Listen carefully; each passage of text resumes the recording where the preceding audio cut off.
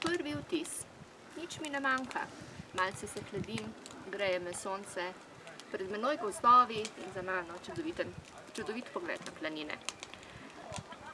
Hindujci so nekoč dejali: naj se moje besede ne razlikujejo od mojih misli in naj se moje misli ne razlikujejo od mojih besed. Ja, to je temeljno počelo prvega vtisa, ki se v organizaciji ob sprejemu strank, ob jutranjem pozdravu sodelavcem ponavadi začne tako, da pozdravimo, vzpostavimo očesni stik, se vživimo nekako v vlogo sogovornika in smo pri posredovanju želene vsebine čim bolj prepričljivi. O tem predavamo v komunikacijsko ugodnem delovnem okolju, seminarju z delavnico, lahko tudi v vašem podjetju. In kaj je pomembno pri tem prvem vtisu? Da ne dovolimo, da bi torej nekje moje telo ali neverbalna komunikacija na laž postavila moje besede, torej verbalno komunikacijo.